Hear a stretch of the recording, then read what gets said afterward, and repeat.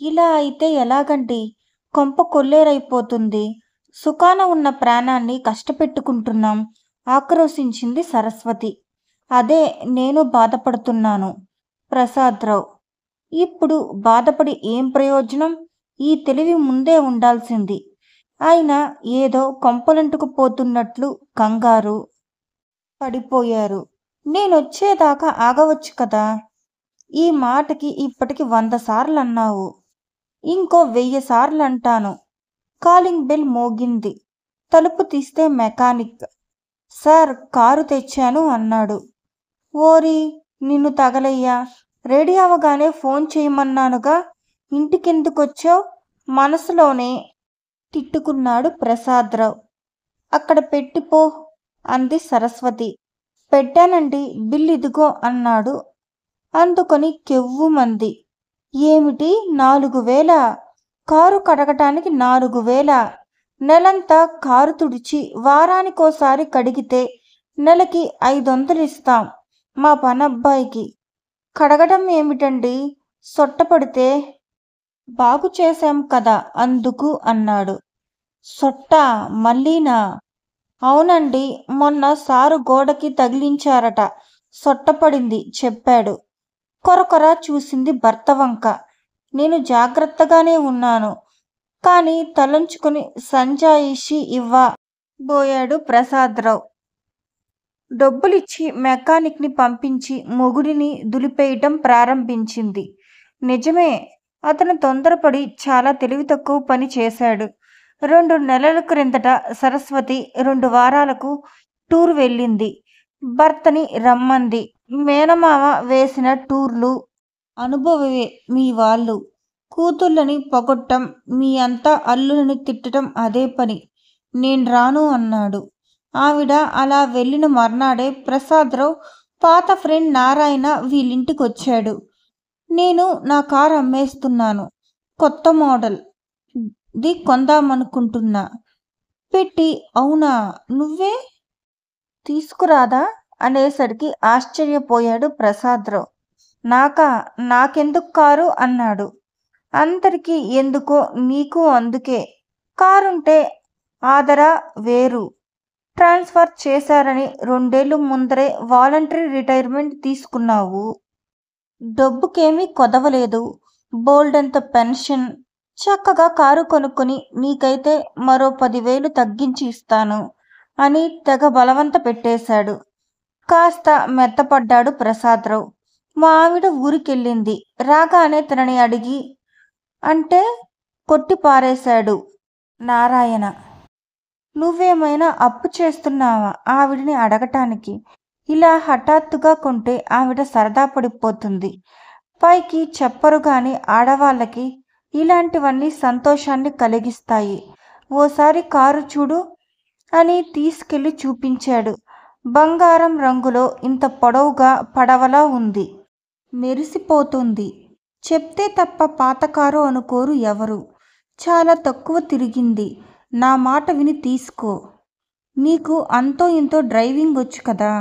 మీ ఆవిడ వచ్చేలోగా ఇంకా బాగా నేర్చేసుకుని ఆవిడ రాగానే ఓ రోజు శిల్పారామం, మరో రోజు రామోజీ ఫిలిం సిటీ, ఆ తర్వాత శ్రీశైలం, నాగార్జున సాగర్ జమ్మంటూ తిరిగేయటమే. మన చిన్నతనంలో డబ్బుల్లేక ఏ సరదాలు తీర్చుకోలేకపోయాం. ఇప్పుడు కూడా ఎంజాయ్ చేయకపోతే ఎలా అని ఊరిస్తుంటే కాదనలేకపోయాడు. కారు కొనేశాడు. నారాయణ ప్రతిరోజు తెల్లారకుండానే ఊరి బయటకి తీసుకెళ్ళి డ్రైవింగ్ ప్రాక్టీస్ చేయించాడు.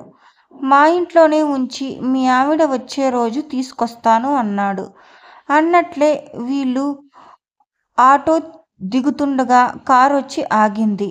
అది తమ కారే అని తెలుసుకుని నోరా వాలించింది సరస్వతి. తాళాలు ఇచ్చి నారాయణ వెళ్ళేదాకా ఊరుకొని అప్పుడు నోరు విప్పింది. ఇప్పుడు అర్జెంటుగా కారెందుకు? నేనొచ్చేదాకా ఆగచ్చుగా. కనీసం ఫోన్ చేసినప్పుడన్నా చెప్పచ్చుగా. ఏనాడు ఇటువైపు రాని మనిషి హఠాత్తుగా ఊడిపడి అంత ప్రేమగా కారు ఎందుకు అమ్ముతున్నాడు అని అనుమానం రాలేదా అని క్లాస్ తీసుకుంది.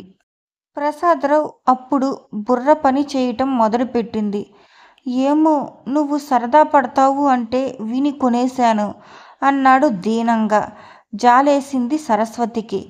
పోన్లే పాపం, కొనకపోయినా ఏడ్చి, కొన్నా ఏడ్చి మొత్తుకుంటే ఏమైపోతాడు అనుకుని. పోనీలేండి, మనకు కారు ఉంది అంది ఆనందం తెచ్చిపెట్టుకుని. గుడికి వెళ్ళి పూజ చేయించుకొద్దామా అన్నాడు. పూజ చేయించుకొచ్చి ఎక్కడ పెడదాం? పార్కింగ్ లేదుగా మనకు. కారుని అనాథల రోడ్డు మీద వదిలేయము. ముందు పార్కింగ్ వెతుకుదాం పదండి అంది. ఇద్దరు ఇల్లులు తిరిగారు. భలేవారే, పార్కింగ్ ప్లేస్ ఉంటే మేమే కొనుక్కునేవాళ్ళం అన్నారు కొందరు. బాబాబు, మీతో పాటు మాకు ఓ పార్కింగ్ వెతికి పెట్టండి అన్నారు మరికొందరు. సాయంత్రానికి ఓ పార్కింగ్ దొరికింది. అమ్మయ్య, సమస్య తీరింది అనుకున్నారు. కానీ 1,00,000 సమస్యలకు అది నాంది అని అప్పుడు ఊహించలేదు. ఈ రోజుల్లో హైదరాబాద్ రోడ్ల మీద డ్రైవింగ్ అంటే సర్కస్ ఫీట్ చేయటమే. మొదట్లో సరదాగా ఏ ఫ్రెండింటికో డ్రైవ్ అని బయలుదేరి చావు తప్పి కన్నులొట్టపోయినట్లు గమ్యం చేరటం, అక్కడ్నుంచి ఈడ్చుకుంటూ ఇంటికి చేరటం దగ్గర ఏ షాపింగ్కో వెళ్ళినా సుఖం లేదు. ఎక్కడ పార్కింగ్ దొరకదు. ఎక్కడికెక్కడికో పోయి కారు ఆపుకొని వచ్చేసరికి ఈవిడ షాపింగ్ అయిపోయి ఎదురు చూస్తూ ఉంటుంది. మళ్ళీ వెళ్ళి కారు తెచ్చేసరికి తెల్లారుతుంది. పదండి నడిచిపోదాం అని విసుక్కుంటుంది. సంచులు మోసుకుని కారు దాకా నడవటం. అది వరకు హాయిగా ఆటోలో గుమ్మం ముందే దిగేవాళ్ళం. ఈ పీడాకారం వచ్చాక చూస్తున్నాం అనుకోవటం. దానికి సాయం ఊరంతా డివైడర్లు. ఈ పెద్ద కారుతో యూటర్న్ తీసుకోవటం చాలా కష్టం. అక్కడ ఆగితే జనం తిట్టిపోయటం, ఎక్కడో ఏదో తగలటం, కారుకి సొట్టపడటం, రిపేరు. ఇవన్నీ ఒకెత్తైతే పోలీసులు చలానాలు మరో ఎత్తు. కాస్త అటు ఇటు అయితే 1000 రూపాయలు కట్టమని ఇంటికే శ్రీముఖం వస్తుంది. నేను గ్రీన్లోనే వెళ్ళాను. 10 మంది పాదచారులు అడ్డం వస్తే బ్రేక్ వేశాను. ఈలోగా రెడ్ వచ్చేసింది. నా తప్పు లేదు ముర్రో అన్న ఎవరు వింటారు? బ్యాంకు ముందు ఓ 2 నిమిషాలు ఆపి ఏటీఎంలో డబ్బు తీసుకొచ్చేసరికి ఫోటో తీసి ఫైన్ వేశారు అని నెత్తి నోరు బాదుకున్నా పట్టించుకుంటారు. ఎవరు ఏమిటో డబ్బు పోయి శని పట్టినట్టు అయ్యింది అని బాధపడుతున్నారు. అటువంటి తరుణంలో ఓ రోజు పొద్దున్నే సరస్వతికి దూరపు బంధువు అయిన సూర్యనారాయణ వచ్చాడు. మోళ్ళ మీద కూర్చున్నట్లు కూర్చున్నాడు ప్రసాదరావు. అత్తవారి వైపు వాళ్ళంటే గిట్టదు ఆయనకి. ఎప్పుడు చూసినా ఎగతాళి వెటకారి చేస్తుంటారు. వచ్చి రాగానే ఏమిటే అమ్మాయి కబుర్లు అన్నాడు. ఏమీ లేకపోతేనా, బోలెడన్ని కష్టాలున్నట్లు చెప్తుంది. అలాంటి అవకాశం వస్తే వదులుతుందా? కారు కష్టాలు ఏకరపు పెట్టటం మొదలుపెట్టింది. అన్నీ విని జాలిగా చూశాడాయన.